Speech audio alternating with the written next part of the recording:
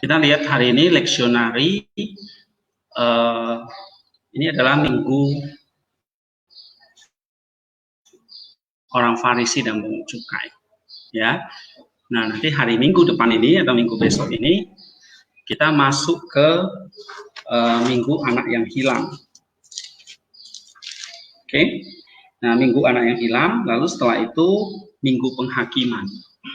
Nanti setelah minggu penghakiman yaitu minggu pengampunan. Nah, apa arti minggu-minggu itu? Ini adalah minggu-minggu kita mempersiapkan diri masuk ke dalam masa puasa atau Lent, ya.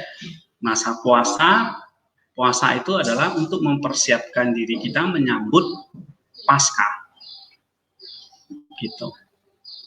Oke, jadi ada masa persiapan Paskah yaitu Lent, tapi sebelum masuk ke persiapan Paskah atau masa Lent itu ada masa persiapan lagi yang disebut dengan masa Triodion. Nah, itulah ada 4 minggu, 1 bulan, ya. Ada minggu orang Farisi, pungut cukai. Ini mengajarkan kita kerendahan hati, ya, mengajarkan punya karakter yang tidak menyombongkan diri, tetapi merendahkan diri kita, memohon belas kasihan Tuhan. Oke, itu minggu orang Farisi dan pungut cukai.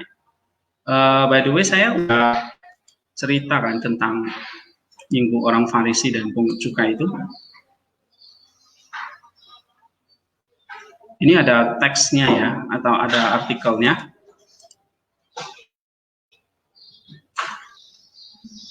Ya. Nah, terus minggu yang kedua adalah minggu anak yang hilang. Lalu minggu yang ketiga adalah minggu penghakiman, ya. Baru yang keempat minggu pengampunan. Nah, setelah minggu pengampunan, besoknya masuk puasa Paskah atau Lent. Itu selama lebih kurang 5 minggu. Ya, minggu apa saja? Ada minggu Aikon, lalu ada minggu Palamas, Gregory Palamas, lalu ada minggu pemuliaan salib, ya. Lalu minggu keempat itu adalah minggu Yohanes Klimakus, minggu tangga rohani, ya. Lalu minggu kelima minggu Maria dari Mesir.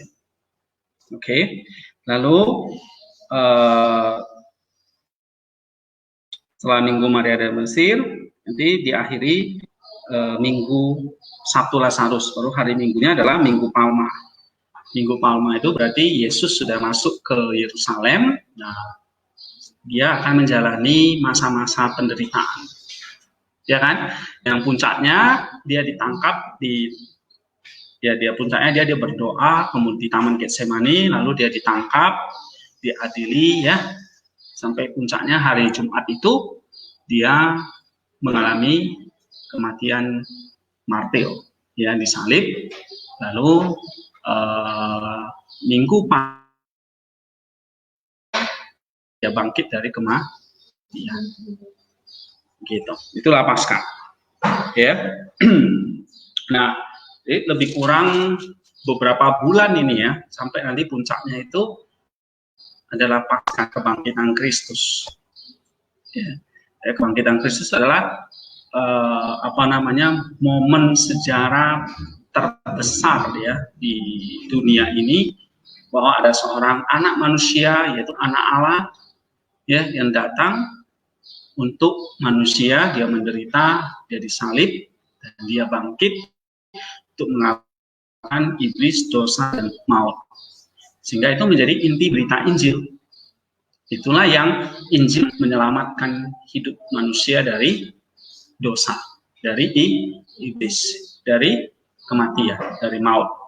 Nah, kalau kita menerima Injil itu, akhirnya Injil itu punya kuasa untuk menyelamatkan. Ya kan? Roma 1 ayat 16-17, Injil adalah kekuatan Allah yang menyelamatkan. Menyelamatkan apa? Menyelamatkan hidup kita dari kukungan atau belenggu dosa tadi. Nah, akibat dosa adalah kematian. Maka kita nggak bisa lepas dari namanya kematian, baik secara fisik maupun jiwa. Ya, kalau dua-dua itu terjadi, ini kematian yang kekal. Gitu. Tetapi Injil Kristus atau Paskah tadi mengalahkan itu semua, lalu kita terima sehingga kita punya kuasa. Ya, kuasa apa? Kuasa Injil itu yang bekerja oleh Roh Kudus. Sehingga setiap orang percaya itu punya kuasa Roh Kudus. Ya, Roh Kudus itulah yang tadi Pak Yasan itu bilang grace and truth. Oke. Nah, kita memperoleh Roh Kudus berarti kita memperoleh anugerah. Anugerah itu apa sih? Energi ilahi.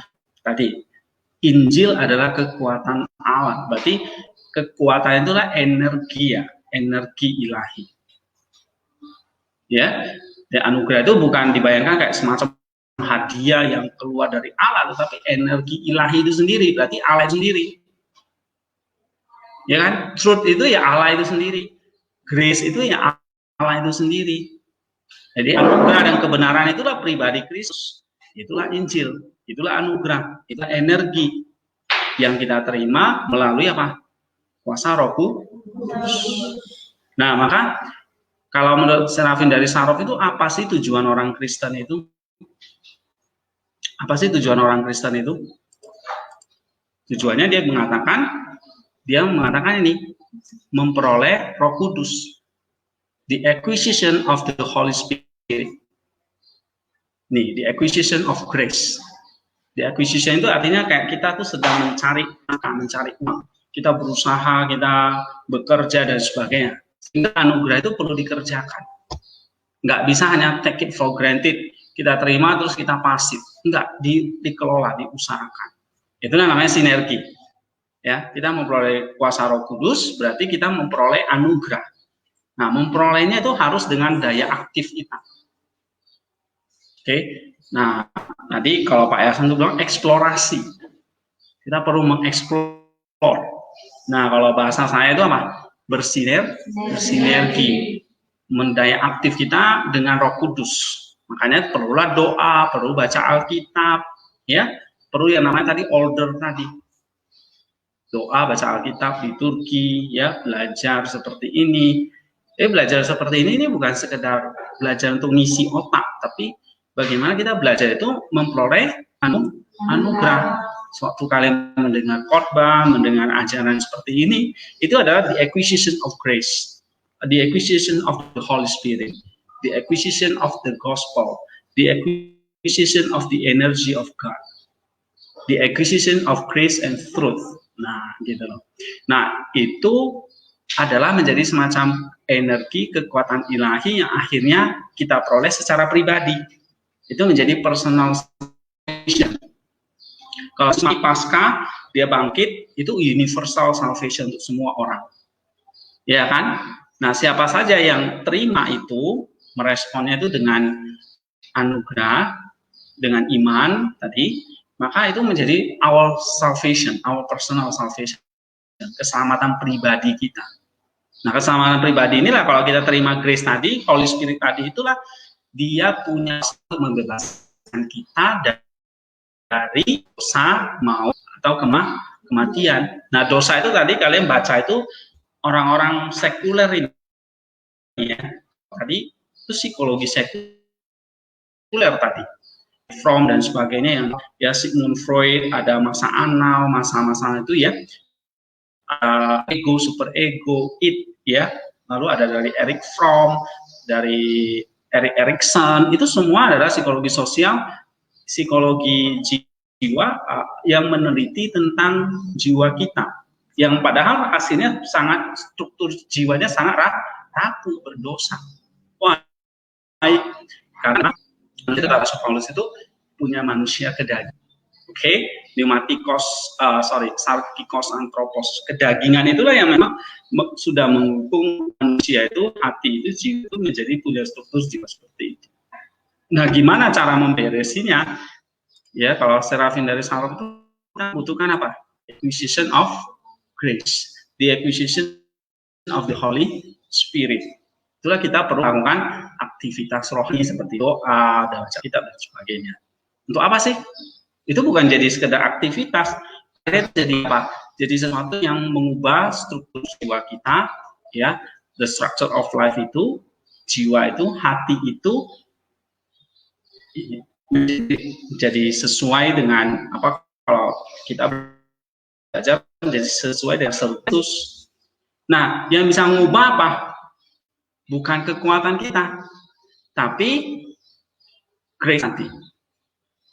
Apa? Holy Spirit tadi. Kuasa kebangkitan tadi, Paskah tadi. Itu yang mengubah. Gitu loh. Jadi kita nggak pernah mengandalkan usaha manusia saja.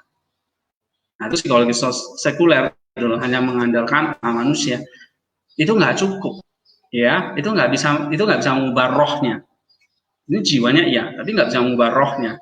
Nah, yang bisa mengubah itu apa? Holy Spirit, roh itu, Roh Kudus itu sendiri. Itu dalam wujud anugerah tadi. Nah, itulah yang harus jiwa dan roh. Jadi gini, kalau yang diteliti di psikologi itu jiwanya, strukturnya. Ya, kalau kita belajar kemarin tentang nus, ya, tentang nus itu inti dari rohnya. Tapi dari nus itu dia punya energi. Ya, nus itu esensi dari jiwa, tapi dia punya energi dari jiwa. Energi dari jiwa itulah yang disebut struktur jiwa itu tadi, pikirannya, moralnya, emosinya, perasaan. Tadi kalau menurut psikologi tadi itu struktur jiwa namanya. Ya, ada sosialnya, ada seksnya, ada apa lagi? Ada moralnya, ada rasionya, ya kan? Nah, itu adalah energy of the nous. Tetapi bukan itu yang harus disembuhkan, tapi nusnya yang disembuhkan, intinya. Seperti Yesus bilang, teranglah tubuhmu. Nah, itulah intinya dari nusnya tadi. Sering disebut kalau konsep Ibrani itulah hati. Kalau konsep Yunani, nus. Kalau Ibrani pakainya hati, jadi ya. Kalau Yunani itu pakai istilahnya jiwa. Kalau Ibrani itu roh. Itu sebetulnya sama, jiwa, roh, nus, hati, apalagi tadi Latin, ya, itu menunjukkan nus itu. Tapi nus itu punya energi yang akhirnya terpancar dengan rasio berpikir, punya emosi, perasaan, punya keinginan, ya kan, punya perbuatan. Nah, itu semua kekuatan dari nus. Nah, itu yang kita perlu dapatkan apa? The acquisition of grace ini, supaya kita dipenuhi oleh anugerah tadi untuk ngapain? Memperbarui nus tadi. Ya, coba misalnya kita lihat ini, coba kalian latih deep structure tentang 10 gadis sana dan 10 gadis bodoh. Itu Matius berapa itu? Matius 25 kan? Nah, Matius 25 itu, oh bukan, Matius 15 ya.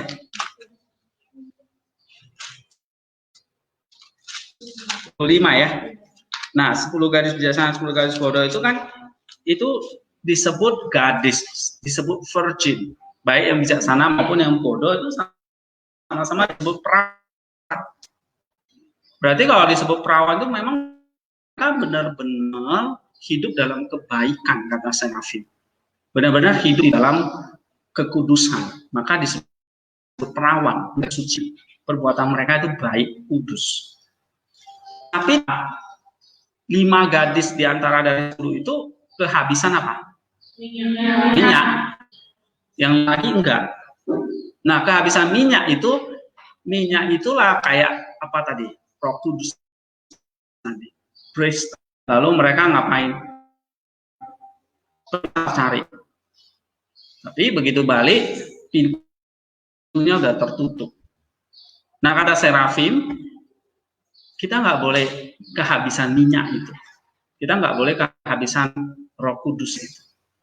Karena kalau kita kehabisan, maka akibatnya apa? Lampu kita apa? Padam. Pelita kita padam. Nah, kalau pelita itu padam, gelap.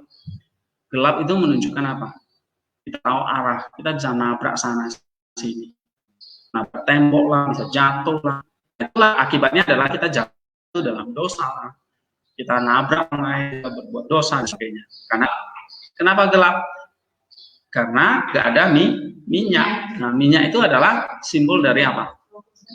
Energi dari Roh Kudus tadi. Calvin itu mengatakan kita harus punya spirit, memiliki Roh Kudus. Itulah tujuan utama, punya the acquisition of grace.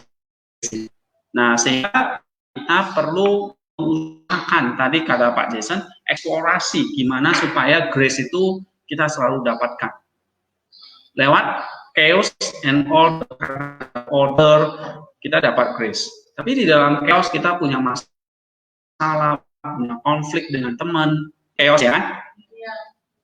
Punya nggak kita minyak tadi? Minyak, ya kan? Walaupun ini kita semua virgin ini, kita semua percaya Kristus nih, tapi nggak cukup dengan order.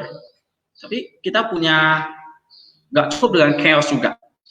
Tapi kita harus perlu apa? Minyak, the Holy Spirit tadi, the grace tadi. Karena kalau minyaknya habis, apa yang terjadi? Padam, ya kan? Walaupun virgin, tetap jadi virgin, tetap kawan, tetap oke. Tapi minyak kita padam, gelap, kita bisa ditolak. Sebabnya kenapa? Dalam chaos dan order, ya, misalnya dalam order itu kan kita baca Alkitab, rutin, kayak lectionary, ya. Tapi di dalam chaos kita punya konflik dengan orang lain dan sebagainya. Itu juga momen kesempatan kita memperoleh apa? Roh Kudus, gitu. Punya the acquisition of grace.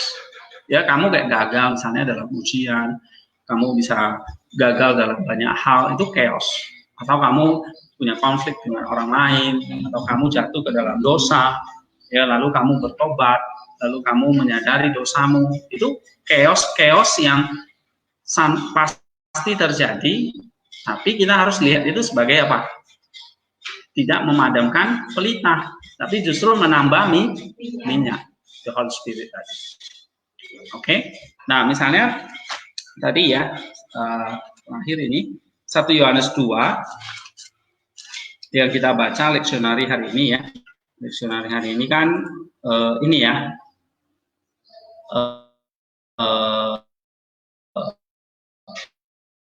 kan kita Triodio itu berarti persiapan menjelang Great Lent. Lent itu persiapan menuju Paskah. Oke, Triodio itu masa persiapan. Nah, kita udah sampai di sini. Kemarin Sunday Publican Advisory, ya. Nanti kalian bisa baca artikel di sini. Ini, ya.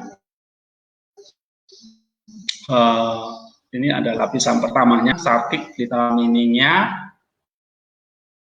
And then di sini seperti konten atau konsep teologisnya, karena ini cerita, jadi saya pakai ada tema, ada tokoh, lalu ada pelajaran perumpamaan,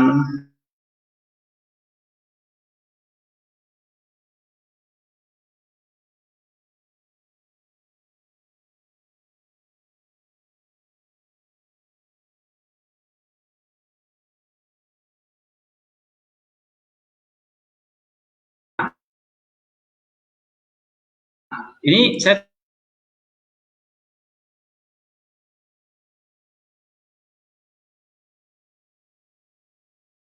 tunjukkan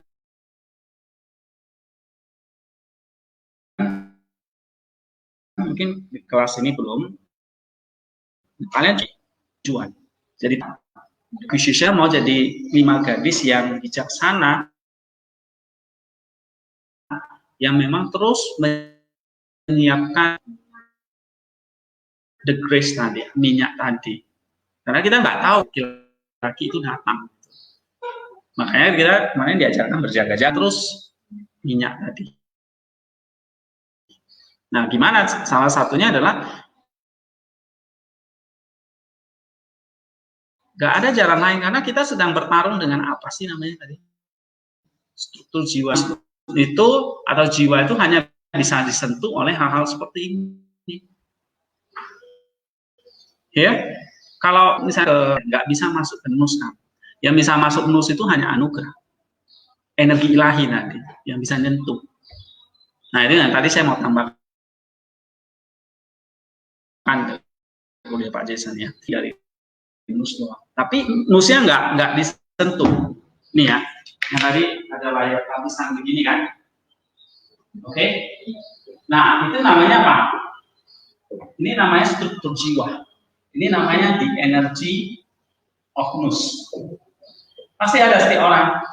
Ada emosinya, ada moralnya, ada seksnya, ada sosialnya, ya ada tingkah lakunya dan sebagainya. Ini. Nah ini the energy of nus. Tapi nusnya sendiri apa? Ini hanya bisa disentuh oleh grace. Ininya beres, maka ininya beres kan? Beres. Ibaratnya nus itu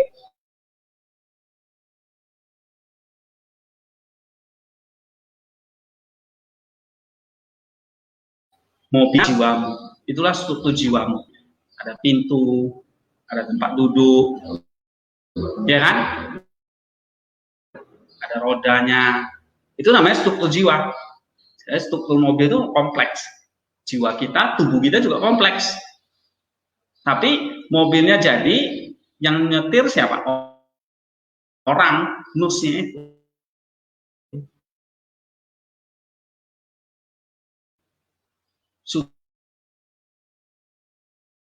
Nah, nusnya perlu siapa nusnya? Aku.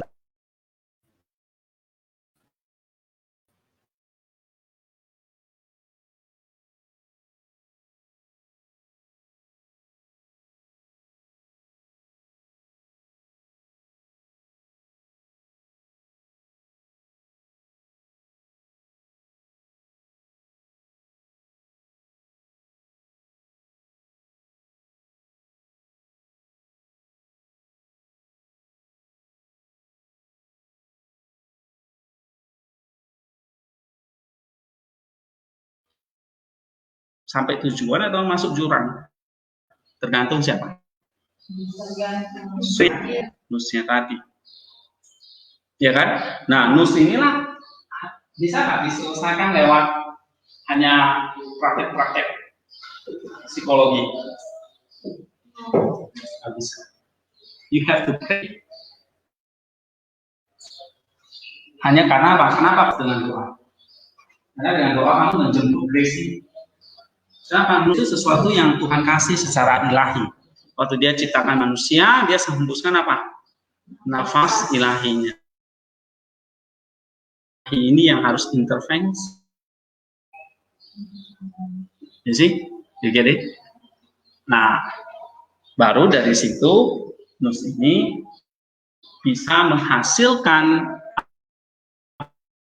energi yang benar, diperbaiki. Jadi kalau ada bannya bocor ditambah, ya, remnya blong ditambah, itu perbaiki struktur jiwa. Oke, mesinnya ada yang rusak diperbaiki, olinya udah, klaksonnya udah mati diperbaiki. Nah, yang perbaiki siapa? Orangnya. Siapa orang yang sejatinya? Nusnya. Tentu kalau mobil rusak ya bawa ke bengkel. Bengkelnya lah yang perbaiki, orangnya yang ahli mobilnya yang perbaiki. Nah kita yang perbaiki siapa ya? Ban dan sebagainya, struktur jiwa yang rusak. Kita terus ini bekerja sama dengan Oke. Nah ini yang ingin saya kalian pahami ya. Nah waktu nus dengan Gracie kerjasama, disinilah ada order, ada truth. Chaos tadi yang Pak Yasin bilang. Waktu kamu mau bekerja sama dengan Grace, ya bukan Grace yang di gereja, Grace anugerah tadi, Holy Spirit tadi, konteks hidupmu itulah ada yang order, ada yang chaos, ada yang bagus, ada yang chaos. Gitu. Ya. Nah kalau kita punya ini semua, makanya kan kenapa kok gereja itu mengajarkan bahwa kita tuh mesti ibadah, ada perjamuan kudus. Itu adalah order yang kita tangkap mengenai Kristus. Kristus itu apa sih? Kristus itulah Kristus itu. Itulah Kristus. Ya, energi tadi itu bukan lain adalah makan, kita minum, kita baca. Jadi kalau kamu baca seperti ini, kamu baca siapa? Kristus. Oke, kamu memberi, yang kamu beri itu kepada siapa? Kristus. Maka dia bilang, kamu kalau memberi ada orang yang kekurangan, kamu sama artinya memberi kepada apa? Ya kan? Nanti kalau kita baca dalam Minggu Penghakiman, itu belajar tentang itu. Ya, kalau kamu memberi sama temanmu, kamu tuh sama artinya memberi kepada Kristus. Kamu baca Alkitab, kamu artinya membaca tentang Kristus. Oke, kamu nyanyi dengan Kristus. Maka ada satu doa itu bagus sekali.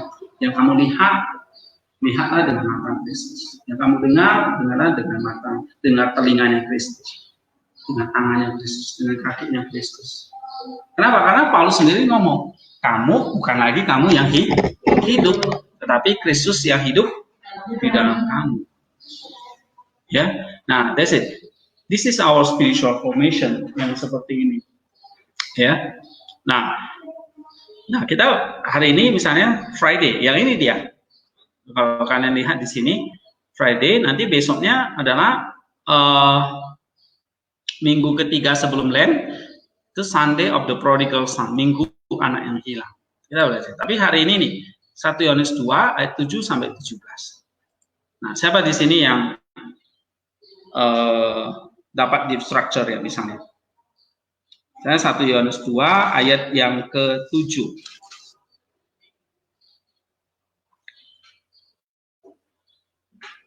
Nah, ini kan tentang perintah baru dan perintah lama. Ya, gitu. Misalnya ayat yang ke-9, dia yang ada di dalam terang, tapi membenci saudaranya, sebetulnya dia ada dalam kegelapan. Nah, dari situ coba apa deep structure. Nah, kita perlu explore supaya dapat grace-nya tadi. Ya, dia yang katanya hidup di dalam terang tapi membenci saudaranya, sebetulnya dia di dalam kegelapan sampai sekarang. Apa yang kalian bisa pelajari di sini?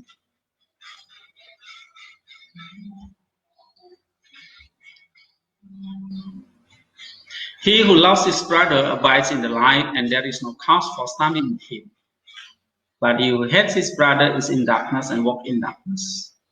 Nah, kalau saya tangkap berarti kebencian itu di dalam kegelapan. Berarti di dalam terang itu lawan dari kebencian apa? Kasih. Jadi kalau hidup dalam terang berarti hidup dalam kasih. Jadi saudaranya. Ya kan? Dari teks itu. Terus apa lagi yang kalian tangkap di strukturnya?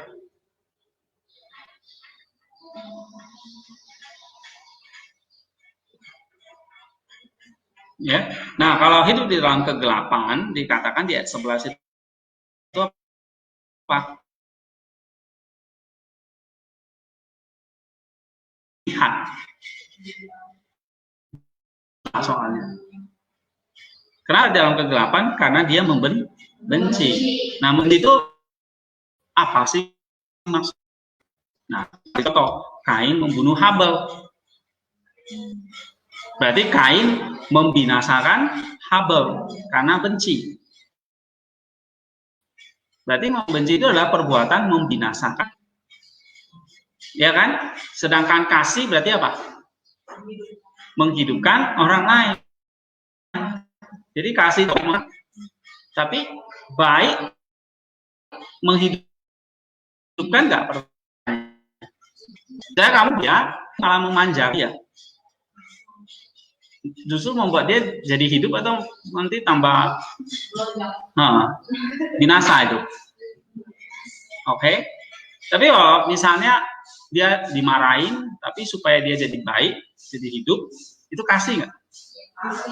Gitu. Nah, jadi hati-hati. Kasih itu nggak identik dengan hanya sekedar baik, tapi baik yang menghidupkan. Nah, itulah terang. Kenapa kalau kasih itu terang, berbuat kasih itu kok di dalam terang? Kita tahu terang itu ya Allah kan, Allah adalah terang kan. Nah, kok kita katakan kita berbuat baik sama orang, kasih orang itu kita hidup di dalam terang. Berarti itu sama artinya apa? Kita hidup di dalam Allah, sebab Allah adalah terang dan Allah adalah kasih. Jadi kalau kita hidup di dalam kasih, itu artinya kita hidup di dalam terang.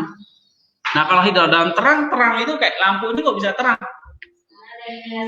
Karena ada energi. Jadi waktu kita bisa hidup mengasihi, berarti hidup di dalam terang karena kita peroleh apa? Energi. Energi itulah kekuatan yang kita bisa pakai untuk jadi perbuatan baik. You see? Tapi kalau kita sudah peroleh energi, ya, nah kita nggak keluarkan itu jadi perbuatan baik, maka apa? Dikatakan apa? Kamu tuh sesungguhnya di dalam kegelapan, jadi sesungguhnya kamu punya anak. Gelap kok. Gelap berarti ada terang nggak?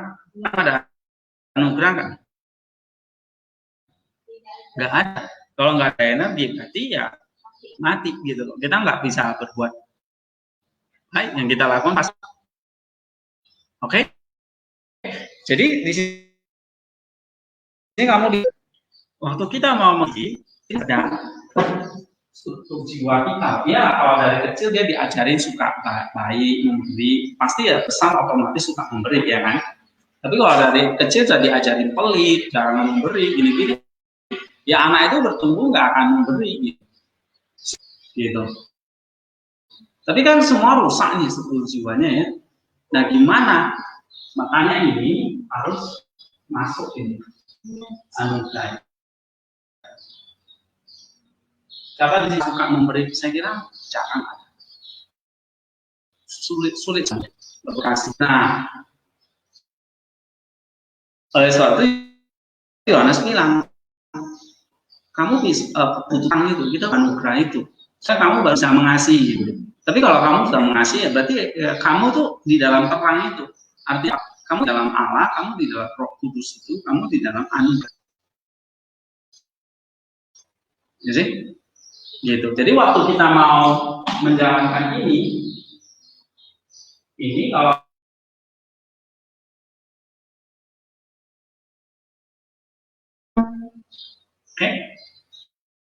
bukan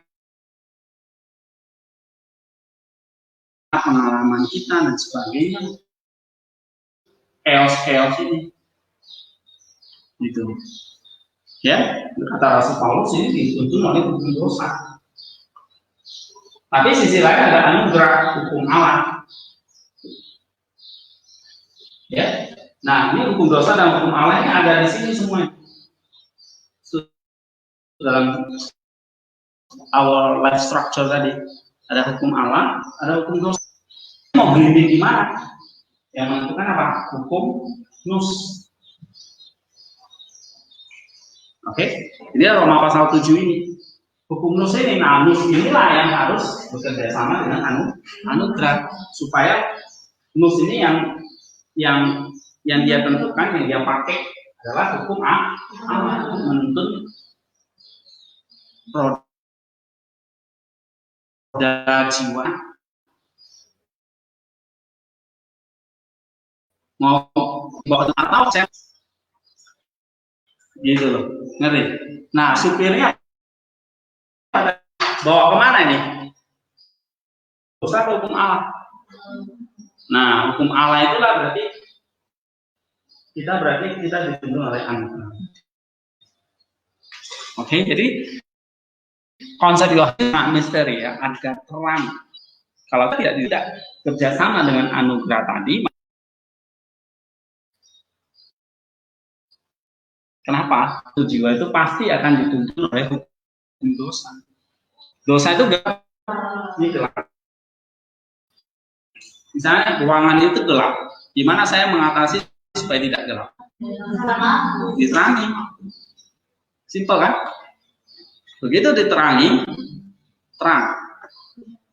Misalnya gelap malam-malam ya, kasih lampu, jadi terang. Gitu. Nah, lampu atau terang itu apa? Serafin Saraf itu ngomong apa? Kamu usahakan oleh Roh Kudus. Yaitu apa? Anugerah tadi.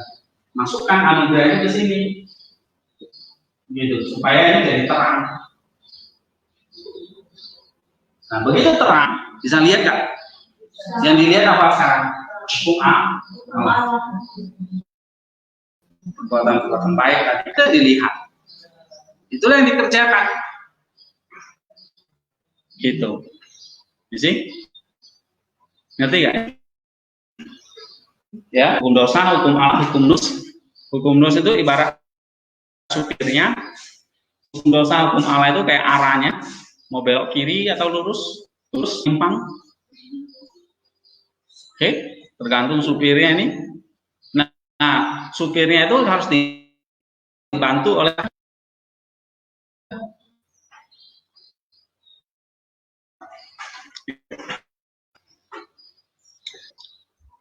terakhir. Ada yang misalnya nih,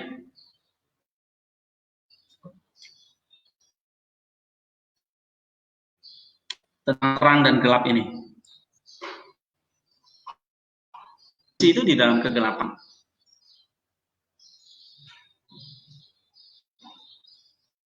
Membenci.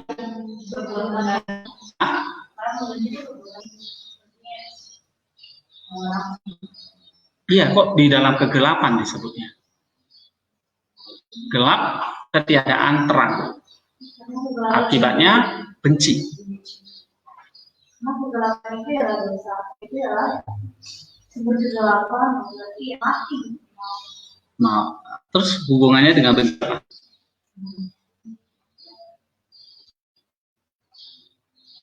Ini loh. Yang dia mengasihi saudaranya di dalam terang kan? Ini dia yang membenci saudaranya, dia di dalam kegelapan dan berjalan di dalam kegelapan. Benci itu berarti artinya apa? Benci itu di dalam kegelapan. Benci iyalah dia tidak punya kasih ya, kan? Makanya dia benci. Tapi kok di dalam kegelapan? Kegelapan itu ketiadaan terang. Di sini Yohanes mengatakan itu artinya kamu dalam kondisi membenci. Hah? Apa?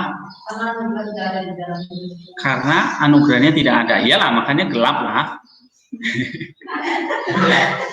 Gelap itu kan ketiadaan terang, ketiadaan anugerah. Maka hasilnya membenci gitu. Pertanyaan saya adalah, iya, hubungan antara gelap dengan membenci itu apa sih?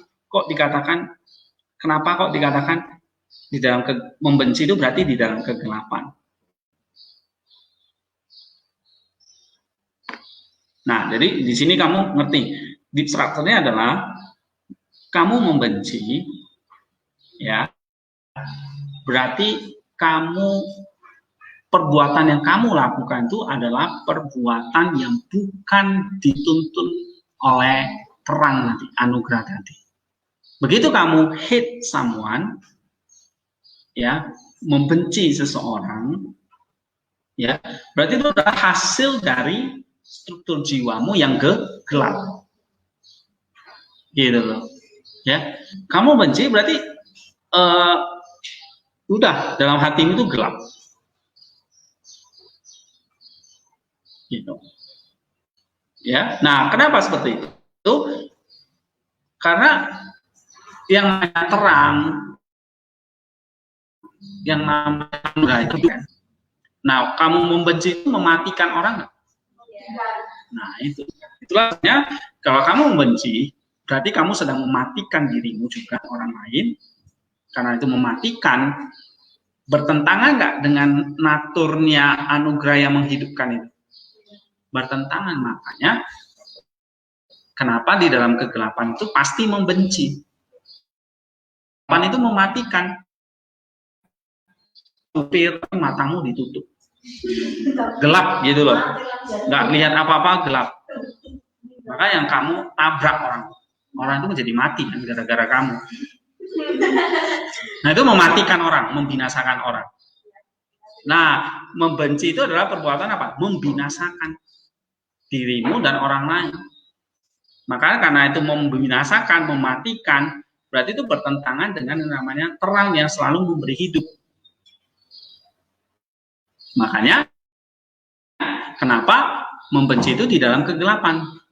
Jadi tahu alasannya ya, karena membenci itu berarti mematikan, membinasakan, yang bertentangan dengan natur dari terang atau anugerah itu. Oke, oke sampai lanjut ini ya.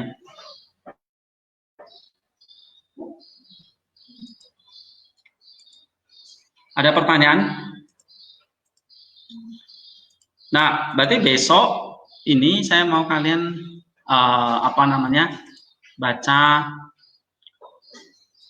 ini kalau sudah diterima ya fotokopinya, bukunya. Nah, berarti besok apa Saturday 2 Timotius 3 1 sampai 9, Lukas 20 45 sampai 21 ayat 4 ini dia lesson. Nah, hari ini sebetulnya bukan ayat 1 Yohanes tapi Markus 14 ayat 3 sampai 9. Nah, ini coba kalian baca tapi jangan berarti deep structure sampai kalian itu loh. Deep structure ini kan salah satu dari aspek jiwa ya. Ini apa? Rasio kan? Ya. Oke.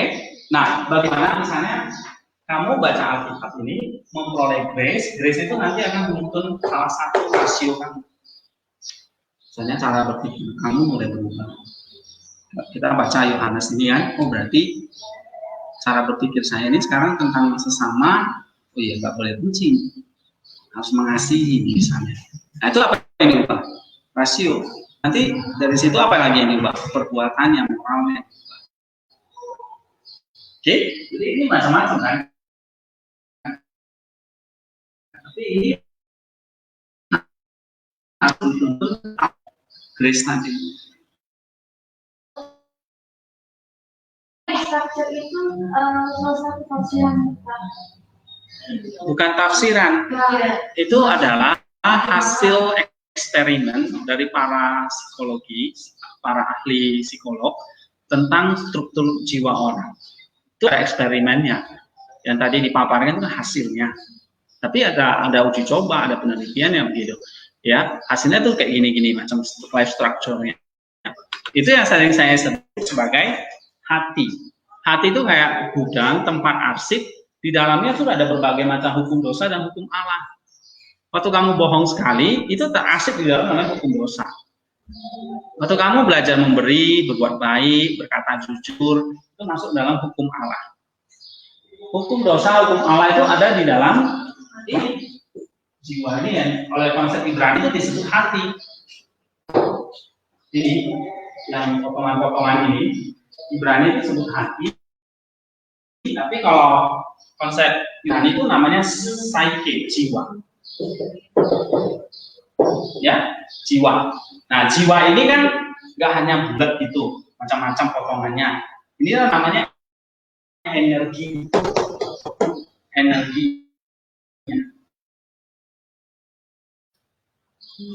Of the soul. Energi of the soul ini adalah yang sering saya sebut sebagai apa? Nous. Nah, ini konsep Yunani, konsep Paulus misalnya. Nous ini. Tapi kalau Ibrani simple, hati, udah.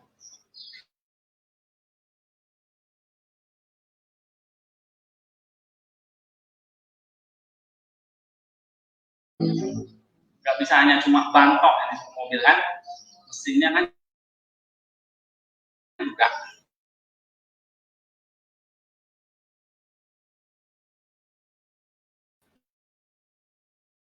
Nah, ini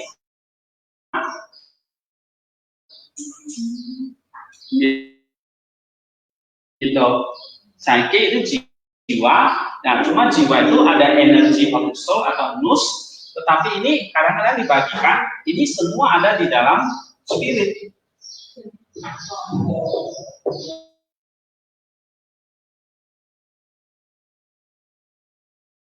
Ada di dalam tubuh, tapi spirit itu ada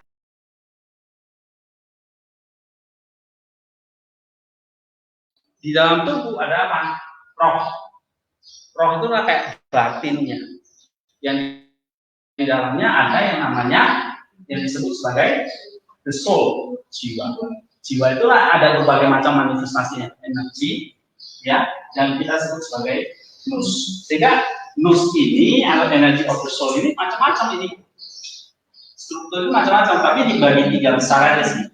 Listen, ini akal pikiran, bukan pikiran-pikiran, tapi bukan kerja otak ya, tapi ini kerja nous.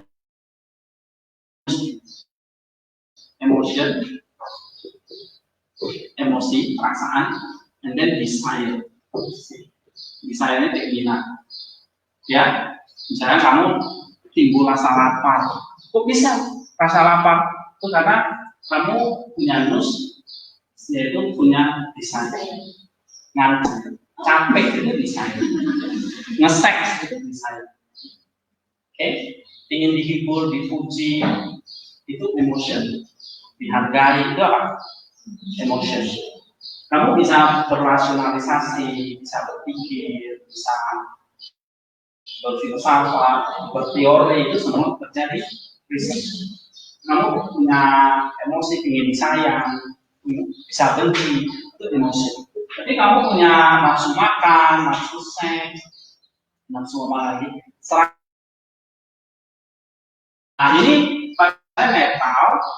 Tapi kalau ini isinya adalah hukum dosa yang masuk, udah reason, emotion, misalnya diarahkan kemana? Dosa. Maka ini harus diarahkan kemana? Hukum alam. Cara mengarahkannya itu sesuai hukum alam gimana? Tadi mobil itu mau diarahkan kemana? Tergantung siapa? Pengemudinya, supirnya apa? Inilah alat mobilnya nih. Ini supirnya, nusnya, intinya. Nah, nus ini karena udah terjebak di hukum dosa ini, akhirnya lebih suka menurut dosa atau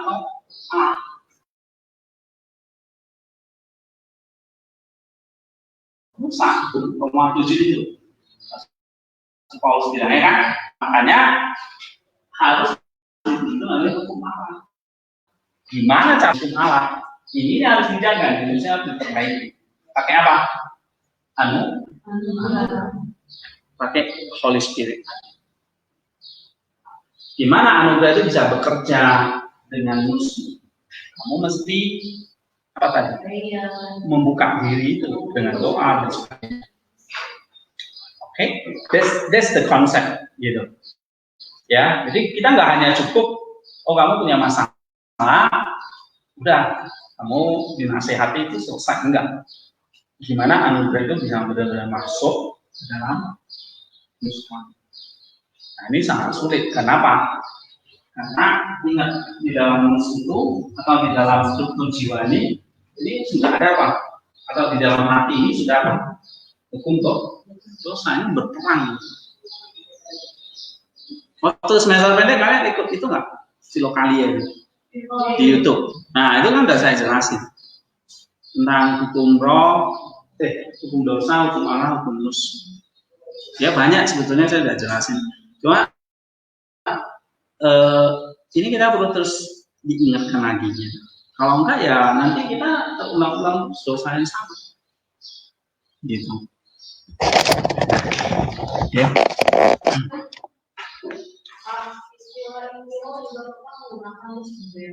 Ya.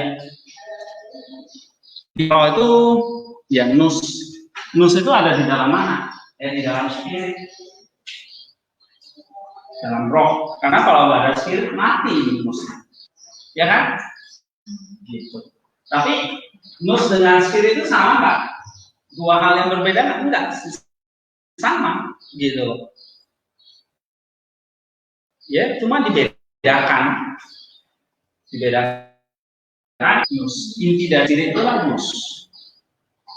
Atau inti dari jiwa itu lah nus. Inti nus. Nah, semuanya Paulus ngomong itu adalah manusia batinnya. Dia ngomong. Ada manusia lahirnya itu tubuh jasmani, tapi ada manusia batinnya. Batinnya inilah yang saya katakan semua ini nggak kelihatan soalnya. Batinnya nggak kelihatan. Tapi kalau lahirnya kelihatan. Ya kan? Yang tidak kelihatan, ya itu tadi semua. Struktur jiwanya semuanya nggak kelihatan. Gitu.